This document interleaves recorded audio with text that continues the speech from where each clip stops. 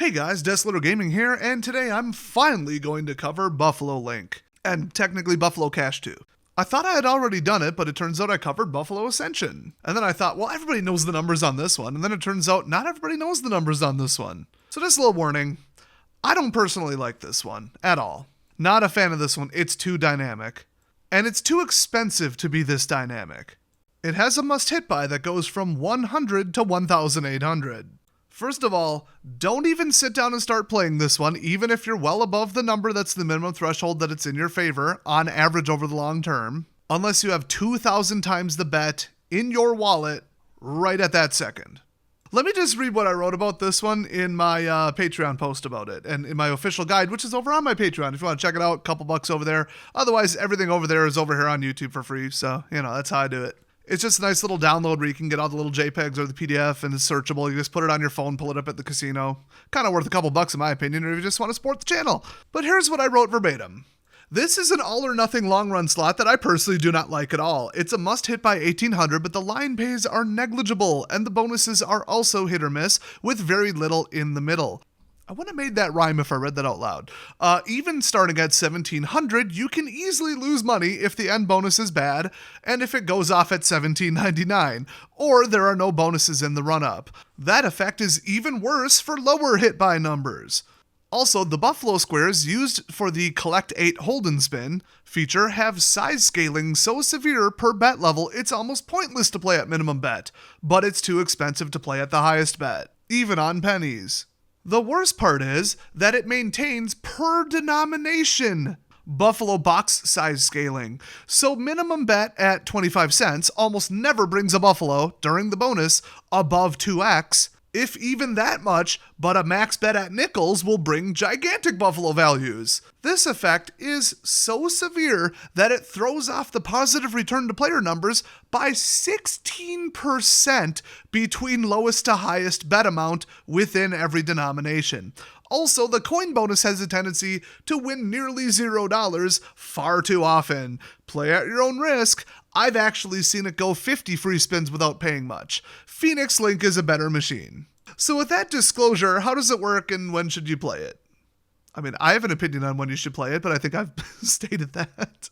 And as far as I can tell, the only difference between the Buffalo Link and the Buffalo Cash version is that the Link ones are linked together. As far as like the progressive jackpots, where if the person next to you hit it, they all go down. The only problem is I'm pretty sure I've played Link before, and I'm pretty sure that the person next to me hit the major and mine didn't go down, but maybe I was playing Cash the whole time. I don't know. If you know for sure what the difference is, let me know, but as far as I've been told, the numbers are the same between all these.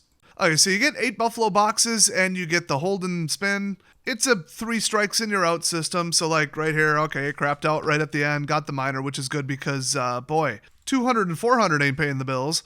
Once in a while, a gigantic multiplied one shows up. This was the 200 times your bet Buffalo.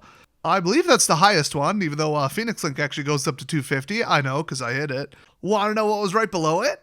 Want to know what was right below that? What was below that, I wonder? Want to know what the rest of the screen was?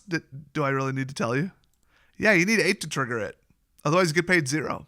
So then there's the 3 coin bonus where you get 8 free games, and if you get 2 coins during the 8 free games, you get plus 5 free games. If you get another 3, you get plus 8, and then you get a small scatter. I think it's 2 bets. And then if you get 4, you get, I think, plus 15?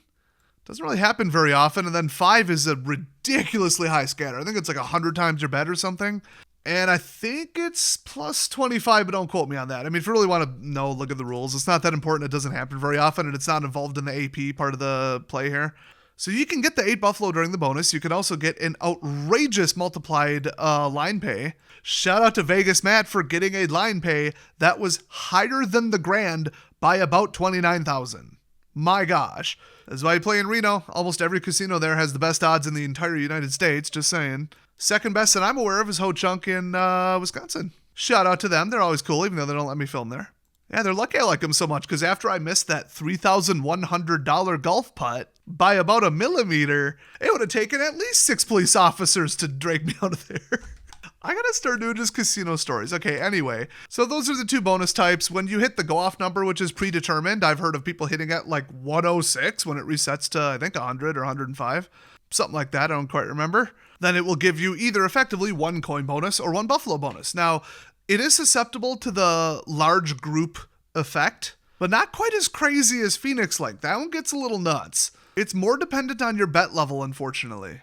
But if the first couple are big, you have an enormous chance of getting additional big values. And if you black it out with 20, you get the grand, which is quite high on a lot of these. And if you happen to land the major, either during a bonus that's already going on or as part of the trigger of 8, you win that amount, which is also pretty significant most of the time. Oh, and I should mention, during the coin bonus, there's this little tip actually. You're much more likely to get the buffalo bonus, even though those are bison for the record, during the coin bonus, and I would say it's probably 10 to 30 times more likely. You could still go like 10, 20, 30, 40, 50 spins without getting it, but I've seen people get it twice in 8, so, that would basically never happen in the regular spins.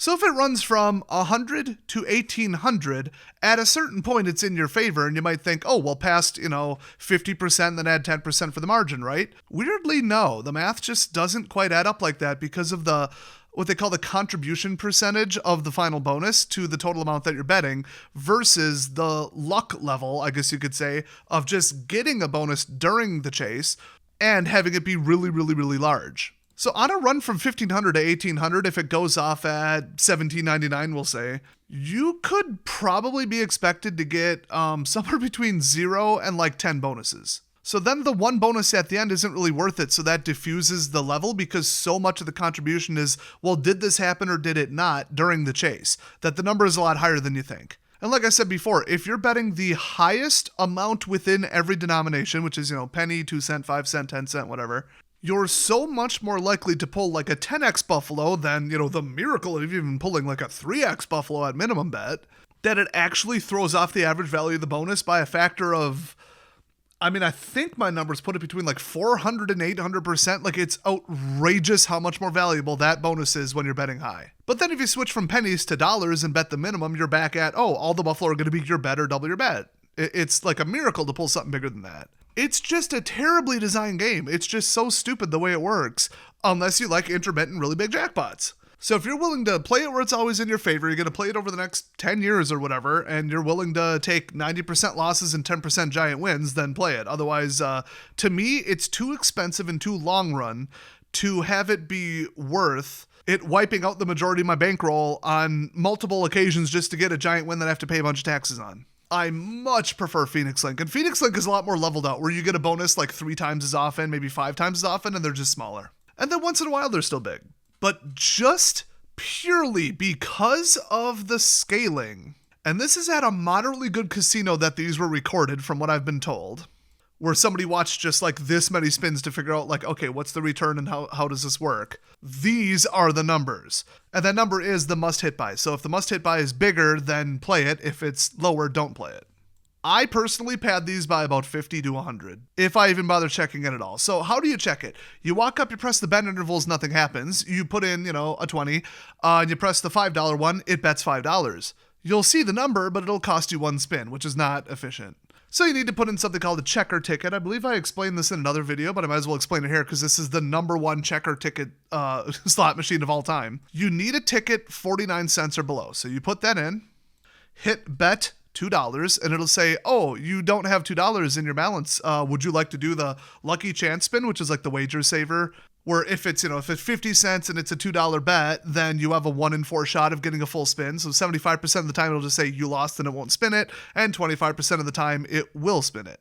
So then you just hit, oh, cancel. No, I didn't want to do that, but it'll show you the number. Then you go to the next bet amount. You go to like $2 or whatever. And then, nope, cancel. I don't want to do the wager saver. And then check that number. Now, if the numbers are not changing when you're doing this, they're all the same, it's because they have a check limit. So if too many people have hit that button without actually making one bet, it will just stop showing it to you until somebody makes one spin one time at that denomination, and it's for the whole denomination. So if you're checking 10 cents and quarters and they both appear to be like locked up and nothing's happening, it's not giving you the numbers, it's because somebody else already checked them. Now, it's pretty rare for somebody to check them. There's an astronomically high number and then they leave anyway, unless they just look and they're like, oh, 25 a spin, I'm not doing that. But I've never seen that. So if they're locked up, I don't bother to pay for one spin. I just assume the numbers are garbage and don't play it. So that's how you play it. A lot of people do like this slot, so okay, I was hating on it the whole video, but